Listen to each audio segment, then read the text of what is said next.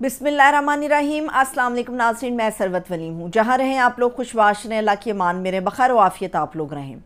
कल से पूरी की पूरी हुकूमत जो है वो तिलमिलाहट का शिकार है, और इस तिलमिलाहट की सबसे बड़ी वजह यह है कि पाकिस्तान तहरीक-ए-इंसाफ के ख़िलाफ़ जो बदगुमानी का बीज उन्होंने बोने की कोशिश की थी, वो बदगुमानी का बीज अपनी मौत मर गया है। जिनको ये लग रहा था कि एक आधे दिन के अंदर ये पूरा एक तनावर दरख्त बन जाएगा, वो ख़ुद असल में दीवाने का ख्वाब उनके लिए साबित हुआ है। इमरान खान साहब और अवाम के दरमियान फूट डलवाने के लिए या अली अमीन गंडापुर के स्टंट्स के ज़रिए से अवाम को बदगुमान करने के हवाले से जो कुछ किया गया उसके ज़रिए बताया गया। और ये आपने देखा होगा कि सारी जितनी भी मुखालिफ सियासी जमातें इमरान खान की, उनके सोशल मीडिया सेल्स के ऊपर और उनके लोगों के ज़रिए से ये प्रोपेगेट बाकायदा तौर पे करवाया जा रहा था कि देखिए जी, अवाम को बेयारो मददगार छोड़ के अली अमीन गंडापुर साहब चले गए। गंडापुर साहब ने जो किया उसका हिसाब तो डेफिनेटली होगा। जो सच कहीं ना कहीं छुपा हुआ है वो सच भी सामने आएगा। और एक मामूली से सच के हवाले से एक झलक मैंने देखी है, वो भी मैं आप लोगों के साथ शेयर करूंगी। लेकिन मामला ये है कि इमरान खान साहब और अवाम के दरमियान बदगुमानी नहीं आ सकती, क्योंकि इमरान खान साहब की जो सियासत है, इमरान खान साहब का जो बयानिया है, वो अवाम से शुरू होता है और अवाम पे ख़त्म होता है। क्योंकि अवाम ताकत का सरचश्मा है, अवाम पाकिस्तान है और अवाम का ही सबसे ज़्यादा जो है वो मैंडेट भी है, और इमरान खान साहब को सबसे ज़्यादा मुकद्दम भी यही लोग होते हैं। इमरान खान साहब से बदगुमान करने के लिए जिस तरह से सारा खेल रचाया गया कि जी लोगों को कुछ नहीं बताया गया और गंडापुर ने शायद पीठ में छुरा घोंप दिया, तो सारे लोगों को इस वक्त मुख्तलिफ़ तरीक़ों से याद दहानी कराई भी जा रही है। और उनको पता भी है कि खान साहब ने जब धरना दिया था तो APS का एक सानिया पेश आया जो आज भी रिश्ता है हर एक पाकिस्तानी के दिल के अंदर। मासूम बच्चों की जानें चली गई उसके अंदर। तो इमरान खान साहब ने खुद उस धरने को ख़त्म करने के लिए फ़ैसला नहीं लिया, बल्कि अपना फ़ैसला अवाम के सामने रखा, उनको एतमाद में लिया, और उसके बाद इमरान खान साहब ने अपने धरने को ख़त्म किया था। तो ये कैसे मुमकिन है कि इमरान खान साहब इस वक्त जेल में है, सबसे ज़्यादा ज़रूरत अवाम की है, और अवाम की पीठ में छुरा घुंपा दें वो, या वो डील करके चले जाएं। तो ये तासुर और ये बदगुमानी जो है, ये जहर निकल चुका है, ये अपनी मौत मार चुका हुआ है। जहाँ तक बात रहेगी गंडापुर साहब की, तो गंडापुर असल जो खेल है सियासत का, जो असल खेल इस वक्त हो रहा है, वो सिर्फ PTI के दो लोग उसमें रेलेवेंट हैं। एक इमरान खान साहब और दूसरे अली अमीन गंडापुर साहब। वो चाहे कॉम्प्रोमाइज हो भी गए हैं, लेकिन वो इमरान खान साहब के साथ ना गद्दारी कर सकते हैं, ना वो बेवफाई कर सकते हैं। इस पूरे पाकिस्तान तहरीक-ए-इंसाफ के अंदर सिर्फ दो लोग रेलेवेंट हैं। और आज मुझे वो बातें कुछ याद आ रही हैं कि इमरान खान साहब जो अपने तुरप के पत्ते खेलते हैं, तो वो सबको उसके अंदर शरीक नहीं रखते। बहुत मखसूस किस्म के लोग होते हैं जो इमरान खान साहब के अगले पैंतरे को समझते हैं। इस वक्त अली अमीन गंडापुर और इमरान खान साहब के दरमियान कुछ चीज़ें तय थी जिससे पूरी PTI जो है वो बेखबर रही है। आप किसी भी PTI लीडर की स्टेटमेंट को उठा लें, आप किसी भी PTI लीडर को किसी भी टेलीविज़न के करंट अफेयर के शो में देख लें, आप किसी का भी ट्विटर हैंडल चेक कर लें, आप किसी का भी वीडियो मैसेज चेक कर लें, कोई शख्स ऐसा नहीं है जो इस बात को वाज़े कर सके कि असल में हुआ क्या। वो सब ये तो कह रहे हैं कि इमरान खान साहब की कॉल पे एहतजाज हुआ, मगर कोई नहीं जानता कि इनफैक्ट हुआ क्या।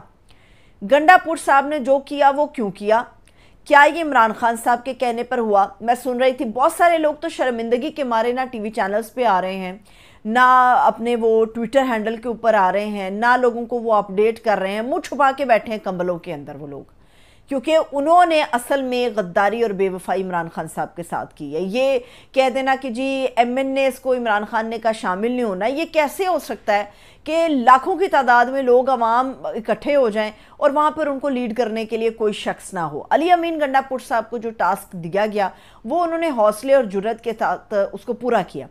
अली मोहम्मद खान साहब को मैं सुन रही थी जो सिर्फ आए बाएँ शाये कर रहे थे, लेकिन उन्हें नहीं पता कि असल में PTI में चल क्या रहा है। बैरिस्टर गौहर कहने को वो PTI के चेयरमैन हैं, मगर कहाँ है बैरिस्टर गौहर किसी को नहीं पता। शेख वकास अकरम साहब, उन्हें इत्तलात का एक डेजिग्नेशन सौंप दिया गया है रऊफ हसन साहब की जगह पे।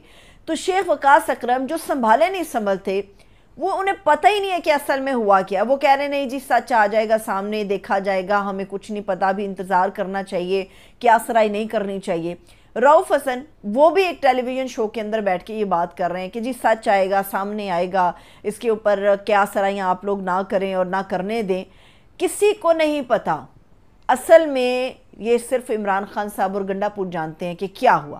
اب عمران خان صاحب کے حوالے سے اطلاعات یہ آ رہی ہیں کہ تقریباً پچھلے 5 دن سے عمران خان صاحب کا جو سیل ہے اس کے اندر بجلی منقطع ہے, وہاں پر بجلی کی سہولت انہیں میسر نہیں ہے. اس وقت وہ ایسے حالات میں رکھے گئے ہیں, اور عمران خان صاحب کے لیے جو ایک مشقتی موجود تھا وہ بھی اب نہیں ہے.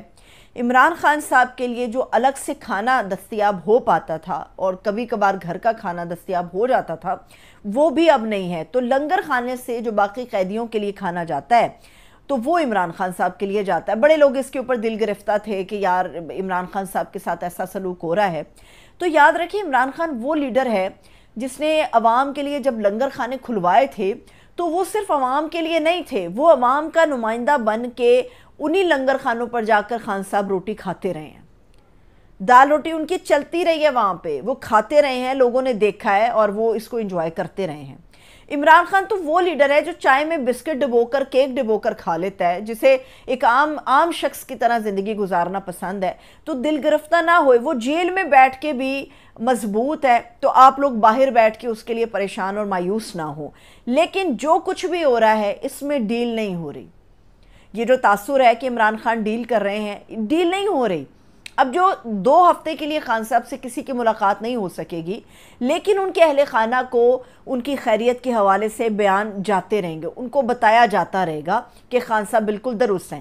اب میں نے بہت سارے کچھ عام لوگوں سے بات کی, ان سے پوچھا بھی کیا وجہ ہے کہ خان صاحب اتنے کروشل حالات کے اندر جو ہیں وہ ملاقات نہیں ہو سکتی. تو اس پہ بہت سارے لوگوں کا جو تجزیہ ہے ان کا یہی کہنا ہے کہ جو ہائی آفیشل میٹنگز ہو رہی ہیں یا جو صیغہ راز میں رکھنے والی گفتگو یا میٹنگز ہوتی ہیں یا میل ملاقاتیں ہوتی ہیں, تو ایسی صورت میں تمام ملاقاتوں کو اس لیے بند کیا جاتا ہے تاکہ کوئی بھی قیدی, کوئی بھی پولیس مین, کوئی بھی حوالدار, کوئی بھی شخص, کوئی ایون دو کہ سویپر اور گارڈنر, کوئی بھی شخص کوئی معلومات باہر نہ لیک کر سکے کہ انفیکٹ ہو کیا رہا ہے. تو اسی لیے جب میل ملاقاتوں پہ پابندی ہوتی ہے تو بس کچھ مخصوص لوگوں کو مختص کیا جاتا ہے جو رابطے کا ذریعہ بنتے ہیں. تو عمران خان صاحب کے ساتھ عین ممکن ہے کہ جو 26ویں مجوزہ طور پہ آئینی ترمیم آ رہی ہے اس کے اندر عمران خان صاحب کی منشا لازمی شامل ہوگی کہ اس میں کیا ہونا چاہیے, کیا نہیں ہونا چاہیے.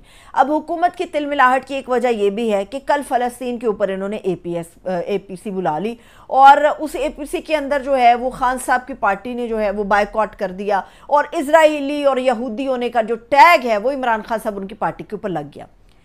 آپ مجھے ایک بات بتائیے, جماعت اسلامی کئی مہینوں سے غزہ کے لیے احتجاج کر رہی ہے. جماعت اسلامی سڑک پہ آتی ہے تو مار کھاتی ہے, پھر سڑک پہ آتی ہے تو اٹھا لی جاتی ہے, پھر آتی ہے پھر مار کھاتی ہے. تو ایک کاز ہے جو جماعت اسلامی سڑک پر لے کر کھڑی ہے وہ ناجائز ہے. اب حکومت اچانک سے اے پی سی بلا لیتی ہے اور فلسطین کے اوپر جو ہے وہ اظہار یکجہتی کرتی ہے, اسرائیلی مظالم جو ہے ان کے اوپر آواز اٹھاتی ہے تو وہ جائز ہو جاتی ہے. کل لیکن صرف جو فلسطین کے اوپر اے پی سی بلائی گئی تھی اس کا مقصد صرف فلسطین نہیں تھا. اگر آپ غور کریں بہت ساری چیزوں کے اوپر تو یہ تمام لوگ جو اکٹھے ہوئے تھے, اگر یہ ویسے اکٹھے ہوں تو پتہ چل جاتا ہے بھی کون کس سے ہاتھ ملا رہا ہے, آئینی ترامیم کے لیے کیا ہو رہا ہے, کس کو نمبر پورے کرنے کے لیے ٹاسک دیا گیا, کون بغاوت کرے گا, کون بے وفائی کرے گا, کون اندر سے غدار اور کون گندا انڈا نکلے گا اندر سے.